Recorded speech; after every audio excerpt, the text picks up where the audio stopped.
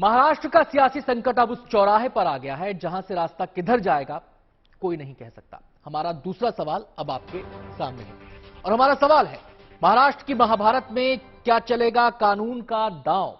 इस पर बातचीत करने के लिए हमारे साथ लीगल एक्सपर्ट आशीष दीक्षित जी मौजूद हैं, जो कि सुप्रीम कोर्ट के एडवोकेट हैं।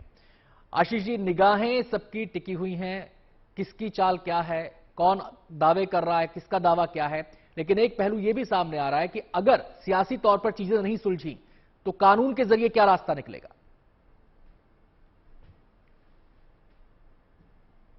देखिए, इस समय जो हालात हैं उसमें सबसे जरूरी ये है कि जो गवर्नर है वो ये सुनिश्चित करे कि एक कॉन्स्टिट्यूशनली इलेक्ट गवर्नमेंट वहां पे फंक्शन करे।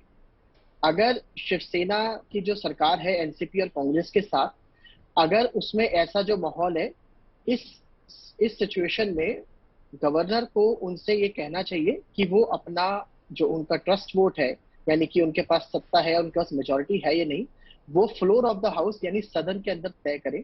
जी, अगर वो ऐसा नहीं कर पाते हैं तो उनको जो सबसे बड़ी पार्टी बीजेपी या बीजेपी के साथ का कोई कोalition, उनको इनवाइट करना चाहिए सरकार बनाने के लिए। अगर वो हाँ करते हैं तो उनको भी एक अवसर दिया जाएगा सदन के अंदर कि वो अपनी मेजोरिटी या अपना जो उनके जो सदस्य हैं कि वो पूरे हैं, उसको वो प्रूव करें।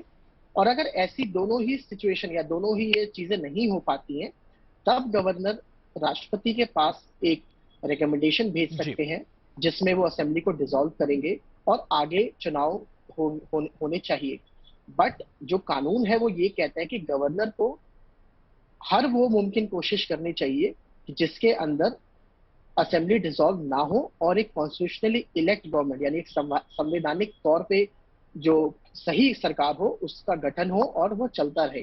तो जी। अभी ये हालात हैं और इसमें है ही कि कोई ना कोई पार्टी जरूर, मामला ऑलरेडी उच्चतम न्यायालय में पहुंच चुका है, एक एप्लीकेशन फाइल करी गई है जिसमें ये कहा गया है कि क्योंकि ये विधायक अभी 2/3 से कम है तो इनकी सदस्यता रद्द होनी चाहिए। जया ठाकुर कोई कांग्रेस की लीडर है, उन्होंने एक एप्लीकेशन मूव करी है। जी, तो देखते हैं वो कब न्यायालय में आता है। बट अगर इनको एंटी डिफेक्शन लॉ से बचना है कि जितने भी एमएलएज हैं उनकी जी। डिस्क्वालिफिकेशन ना हो, तो जो ये जो 37 का आई सुप्रीम थिंक कोर्ट में इस जो सुप्रीम कोर्ट में मामला गया है, इसकी स्टैंड क्या है? क्योंकि एक तरफ गवर्नर हाउस है, अगर पॉलिटिकली चीजों को देखें तो चीजें वहां से ड्रिवन होनी चाहिए। ये मामला सुप्रीम कोर्ट में गया तो क्या ऐसे मामले सुप्रीम कोर्ट से भी निर्धारित हो सकते हैं? जी, मैं मेरा अपना ओपिनियन ये है कि वो जो एप्लीकेशन है वो अभी हमारी कानूनी भाषा में मैं उसको प्री मैच्योर कहूंगा कि जी, समय से पहले वो एप्लीकेशन लगा दी गई है। तो मेरे हिसाब से, जहां तक मेरा अपना निजी मेरी राय ये है कि उसमें अभी वेट करना चाहिए था, क्योंकि अभी ऐसी कुछ कार्रवाई हुई नहीं है, जी। ना ही कोई वोटिंग हुई है, ना ही उन्होंने अपनी सदस्यता ऐसा कुछ कोई जो गवर्नर ने कुछ ऐसा डिसीजन लिया है जिसको आप सुप्रीम कोर्ट में जाके चैलेंज करिए। तो एंटिसिपेशन जी, में है। आशीष जी आते लेकिन हैं आपके पास आते हैं। जो आपने बातें कही हैं उसको देखते हुए यह लगता है कि सियासी संकट में गवर्नर हाउस की भूमिका अहम हो जाती है, यानी कि राज्यपाल की भूमिका अहम हो जाती है। हमारा तीसरा सवाल इसी से जुड़ा हुआ है और हमारा सवाल है, सियासी संकट में कितनी अहम होगी गवर्नर की भूमिका। आशीष जी, यहां पर आपसे यह जानना चाहते हैं कि क्या गवर्नर खुद से अपने विवेक के आधार पर सुयो मोटो इन हालात का कॉग्निजेंस ले सकते हैं या फिर पहले किसी को अप्रोच करना होगा? देखिए, गवर्नर बिल्कुल सो मोटो ले सकते हैं।